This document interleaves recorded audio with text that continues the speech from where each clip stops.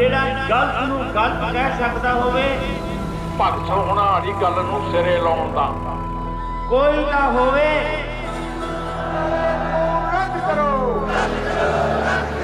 ਜਿਹੜਾ ਇਸ ਹੰਕਾਰੀ ਰਾਜੇ ਦੇ ਸਾਹਮਣੇ ਛਾਤੀ ਤਾਣ ਕੇ ਖੜ ਸਕਦਾ ਹੋਵੇ,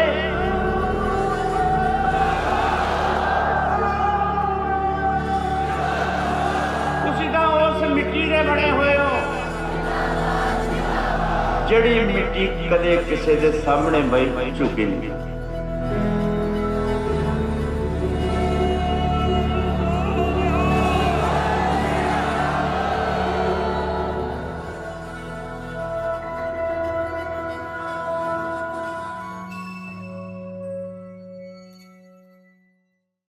Nishtha Jain is an acclaimed documentary filmmaker known for her films The Golden Thread in 2022, Gulabi Gang in 2012, and Lakshmi and Me in 2007. Jain's work has received numerous international awards and has been screened at over 250 film festivals globally.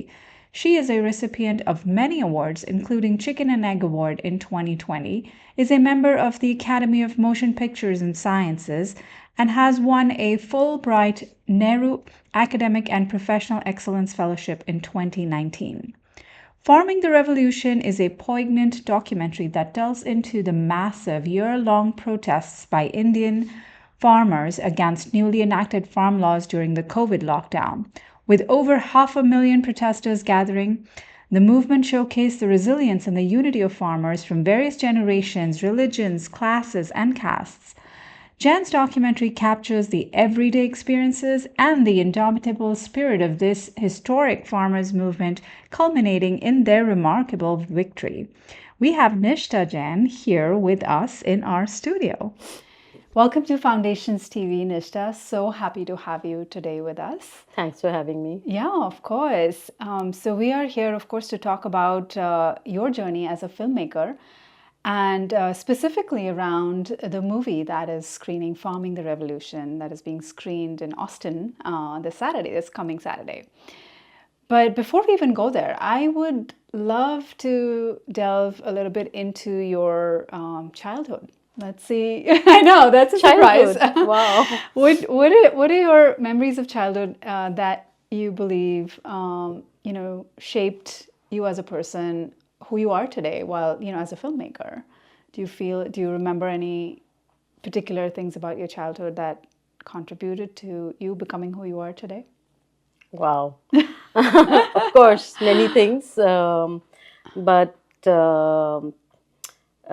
largely my father, actually, he was working at the National School of Drama. And so because of that, we had access to a lot of very good quality theatre, and we are also cinema loving family. So there used to be 4 theatres around where we lived, and we saw almost everything, at that time there was no distinction between commercial film or non-commercial cinema, art film or non-art film, So we used to see everything, and we loved cinema. So when later on, when I decided to get into films, it was sort of a natural step, although I wasn't sure whether I can make films or not. And look at you now. And I sort of, it was kind of a natural step, but it took me quite some time actually to start making my independent films, because earlier I was in television, and then I did film school where I learned how to make fiction films. And but I didn't want to join Bollywood, so documentary is where I found my independent voice. And usually, since I'm not working under anyone, I'm the boss. And I find this situation... There's a thrill to it, right? Where you I mean, I find that I'm not... I don't like working with somebody's diktat or, So here, it's completely my independent expression. Yeah. And there's very little in between what I want to say, what I want to share with the world. so there aren't people sitting around the table telling me to do this or that, and I Yeah. can totally do it in unfiltered way. So, yeah. That's amazing. That is amazing. So you've actually, over the years, covered a wide range of subjects. Right. So how do you tell us more about that? How did you pick your subjects along the way? Yeah. I don't, I, as I look at it, I didn't have a plan to begin with. Sometimes now I try to make a plan. Okay, this is What next? What next? Yeah. But earlier, it started off with a seemingly small subject, but also very infinite. I was very interested in studio photography. Like if you go into these small photo studios, uh, you would see in India that even when I made this film, for example, it's called City of Photos, and I was researching for it in 2002, and you saw these small photo studios still flourishing. I thought this is something from the past. Nowadays people don't go to photo studios and they dress up and Right. pose with a family, etc. But it was still flourishing in some areas, and usually the poorer areas of a town. So I found that very fascinating because you see a lot of desires in these photographs Yeah. of what people want to become or where they want to be. Right. A holiday home in Switzerland or Kashmir or whatever. There's a lot of hidden stuff, or not hidden. There's a lot of representation of the desires within the photographs. So I started following those desires, and then which seemed like sort of a tiny subject, Yeah, but with so much depth. it kept on opening up. Yeah. It became like a rose, and you sort of like an onion, Yeah. and you kept on peeling, and there was so Wow. much to it, Wow. and it was fantastic to do that film. It's a kind of an essay film on image and image making and photographs, etc. Which is somewhat relevant today as well, even though it's all now digital and all very, out there, and everybody's into the social media and that image building, and so it kind of still is there. Yeah, the selfie, Yeah. kind of Yeah. replaced. Yes. Yes. For sure, for sure. And then you had all these other subjects too Yeah. that you've touched upon, and Yeah, and after that, I did a. I mean, there's a festival called the Kala Ghoda Festival in Bombay. They gave me a subject, and I mean, they asked four women filmmakers, to make a film on celebration of womenhood, and there was very little money, and so you could only shoot for a couple of days and edit, etc. So it was a special thing. You had to do it within a week or something, and so I was like, that's not it's such an obvious subject, right? Celebration of womanhood. So I did a little twist on that, and I made a film about a very famous transgender woman in Bombay, Lakshmi Tripathi, and she was the first person who got transgender written on the passport. Like she fought a case, and then the third gender was recognized, oh wow. and it was put in the passport. So yeah, very interesting person who Yeah. was also a dancer and a very flamboyant person who's talks a lot about Kama Sutra, etc. And how So did you meet a- her? I'm curious. Actually, very, very interesting how I met her. I had gone for the hearing of this court case which was going on because the government had decided to close down the dance bars in Bombay.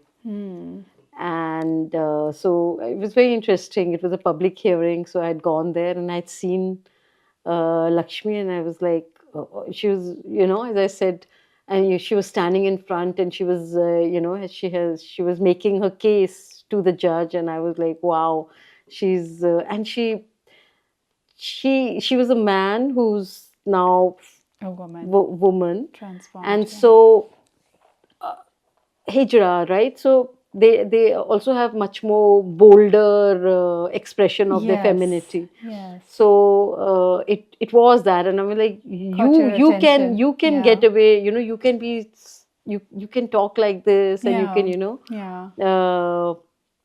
you can be more feminine than I can be. And that's what it started on. Tell me how to be a woman. So it Wow. teach me how to be a woman, or teach me how to be a, you know, feminine. So she's giving me these little lessons in the film. So it's sort of funny. Oh, that's interesting. Yeah, That is it's interesting. very interesting. And so that was a short film. It was called Call It Slut. And because she's always acting sluttish, you know, it's not Yeah. normal for Yeah. women who are, you know, cisgender Yeah. to act sluttish. Yeah. But she could. So She was celebrating she her was celebrating, womanhood. yeah, womanhood. Yeah. So that's what it was about. And that people really liked that film Yeah. because of its, you know, this sort of a treatment. And then I made a film called 6 Yards to Democracy. And it started from a stampede. There was, there was an election in, I mean, stampede, we're just dealing with another stampede Now, at Kumbh yeah. Mela. Yeah. So this was a stampede that happened during an election rally, and one politician, he was throwing these saris, and the women, you know, literally crushed each other to reach Oh, out to for these reach out to saris. those. Okay. And I thought, I mean, what a way to die. And, Wow. you know, I mean, this is such disrespect to your own electorate, to the women, etc. So, and sari itself is a sign of femininity, right? So, I went there to meet the family of these women, etc. And the story was, these were really poor women who had died. And so as I spent more time with them, I realized that their problems, I mean, have nothing, of course, related to, you know, these are just sops that politicians gave. But what actually they needed were things like toilets, or, you know, Yeah. you know, The or basic whatever, the necessities. basic Yeah. necessities. So that's why it's called 6 Yards to Democracy. And it's a kind of a cynical film. It's quite humorous, actually.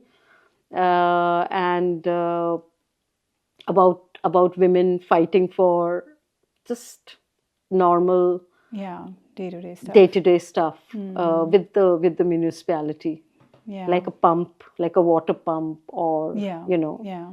whatever. So So it looks like they're like, you know, day-to-day experiences that you have, but you obviously take them to the next level and add, you know, bring in that depth and, you know, sort of showcase that and share with your audiences. Now, there's lots of creativity. First of all, there's a discovery, which you just kind of, you're always seeking that around you. You're finding something that may be of interest to people, and that also sparks an interest within you.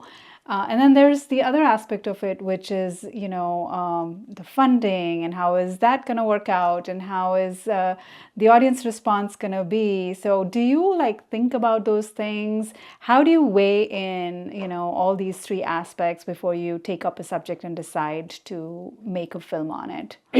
I first decide the subject and then do the research. Uh-huh. You try and go there and shoot something and create a sample. Yeah. And then you apply for funding. I see. And sometimes you don't get funding because the Right. idea may not be interesting. And sometimes you get some funding but not enough funding. Yeah. So it depends. And some films you can manage to get more funding than other films. Yeah. So it depends what the subject is and what people might be interested in. And so my first international co-production was with my next film, which was called Lakshmi and Me, and which was about this young girl who was also working at my place, a domestic worker, and also working at some of my friends' place. And she just turned 21, and a very beautiful girl. And when she turned 21, it's the time when you blossom, right? Yeah. But in her case, it was like she looked tired, and as if she was carrying, like, the whole burden of her family, etc. So I started talking to her, and this idea came to my mind that, we are two women in Bombay, and it would be very interesting to see what is our trajectory of hers and mine. And so the film started off as Lakshmi and Me, and I followed her life.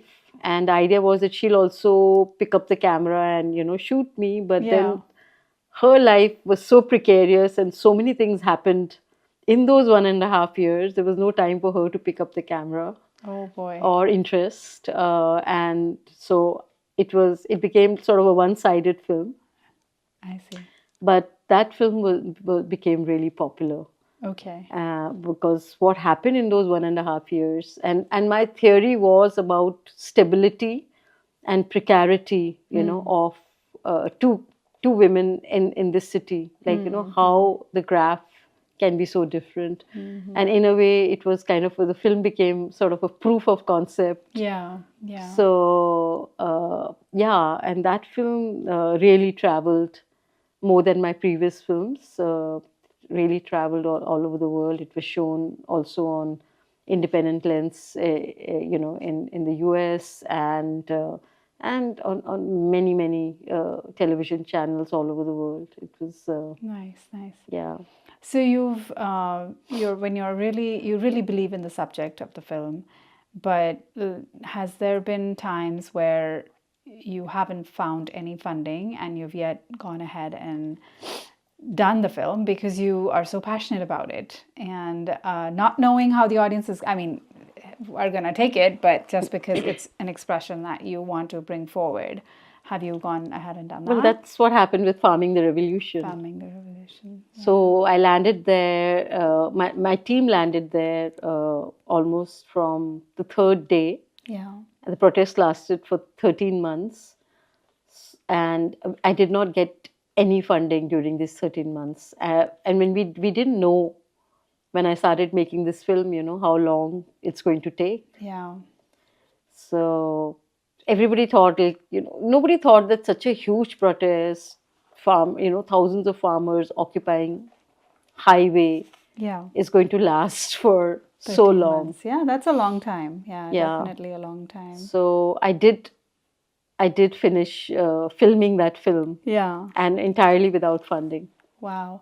Now that's one side, right? Of you wanting to do it. How has it been?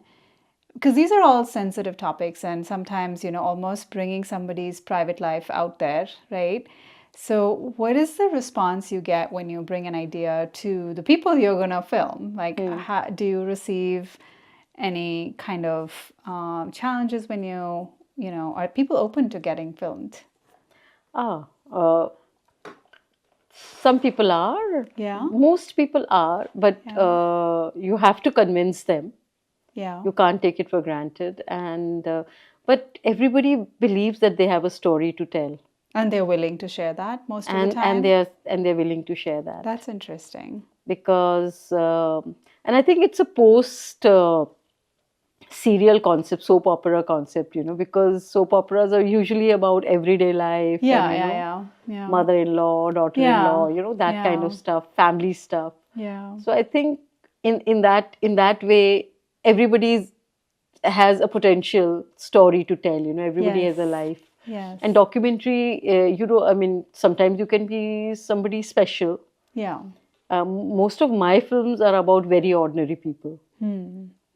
And because I make films about domestic workers or migrant workers or factory workers or, farmers. Right. I'm not making films about, that special person who's achieved, that, climbed that mountain or, crossed that river. I'm not making films like that. So I'm making films about ordinary people who are there around us, but we never pay attention to their lives. So kind of sort of invisible people. Invisible workers, part of our society. So they're happy to share, and they're probably happy that someone is paying attention to. Yeah, so I also because it's like casting, even if it's documentary. Right. It's not everyone can play their own role very well, you know. It's Oh, that's also, interesting. yeah, I mean, you have to be comfortable with camera, otherwise, Right. you know, otherwise you can't, you, some people are not so comfortable in, They're not, you know, yeah. sometimes they're very nice people, Right, right. but they just don't have that magic, you know, it doesn't work. So you have to know how that person is able to, you know, is not self-conscious, or are they able to be comfortable in front of the camera. And then do you replace, if someone is not comfortable, then would you replace them with like an actor or someone, or how does No, that not work? at all. Never. Never, right? never, Always never. real people. You just kind of work I've with them. always worked with real people, real stories. I don't Wow. set up anything. Amazing. Yeah, it's completely documentary. I mean, nowadays documentaries, people try to set up, Yeah. stage it also, but I don't like to do that. Otherwise, why do that? Otherwise, make a fiction film with actors. Yeah, that makes sense. Because there's a magic to documentary. Right. Now, subjects like farming the revolution, for example, can have some opposing opinions as well, right? So how did you handle that? So the opposing opinions were coming on the mainstream media, right? Yeah. They were only Yeah. showing the opposition to the farmers, right? They were the opposition. So the farmers had an opinion, Right. and the media had an opinion of the government. So, so they had the government had a whole lot of mainstream media giving their opinions. So I just focused on farmers. And you were not impacted by it or influenced by it at all? By the mainstream media? Yeah. No, because we knew there were lies. Because you were right there on the ground, just Yeah. kind of seeing it. They were calling the firsthand. farmers terrorists. We know it's not true. Yeah. Because I lived with them, right? So we knew what the media is saying is not true. Yeah. So yeah. And that's what the film is about. It just makes you see the farmer's side. Because what everybody gets is the lapdog media, right? Godi media जिसको बोलते हैं India में. So that is what everybody gets to see. So I'm just showing you the other side. The other side. Wow. And that is also, I mean, not only in India, I think this was a topic that connected with a lot of people abroad as well. And you've been screening this movie in multiple places. How has the response been? It's been fantastic. Yeah. Really, because it's a film about hope. It's a film about community. I mean, forget everything. Actually, forget even the farm laws, whether they are good or bad. What you see in the film is a community, community care, and how a community fights together, and how they are able to sustain themselves, living on the highways for 13 months. That's what the film is about. It's about resilience. It's about resourcefulness. It's about, the power of unity, Yeah. power of community. Yeah. So you can take out the farm laws, you can take out the demands out of it. But just look at the people. So after you're done making a film like this, and then when you're going around the world, for the screenings, and people come and talk to you, or even within India for that matter, once you've sort of closed that subject, wrapped it up, have you had any time people walk up to you and tell you something even more moving about that same subject, where you're like, oh, I wish I knew this before I made the movie? All the time. Really? All the time. In fact, I'm producing another film. I'm not directing, but there was another filmmaker who was there also filming during the farmers' protest, but he could not finish his film because he didn't have, he was not able to get money to finish his film. But so I'm helping him because he's now making a very, very interesting film about landless laborers, and he's also shot a lot during the farmers' protest. So we'll try to finish both those films, because he has a lot of material which I didn't have. And I think, it was such a huge, it was an epic protest. Yeah. So, there can be several films about it, because any one particular film cannot cover everything about it. So, Yeah, It lasted so long. It was happening at four borders, and there was so much happening that Yeah. it's not possible to put it in one film. Yeah. Yeah. Well, this has been such an amazing conversation. So lovely to hear about your journey and about this upcoming movie. We are really excited, and I'm sure Austin audiences are going to love the screening. They will have a lot of questions. They would obviously want to come and touch and feel you, because that's, they're going to get emotional. I'm sure there's a lot of people who can connect to that. So we're looking forward. Good luck, and good luck for all your other projects in the future as well. Thank you. Thank you so much, All Gauri. right. Lovely Bye. talking to you. Love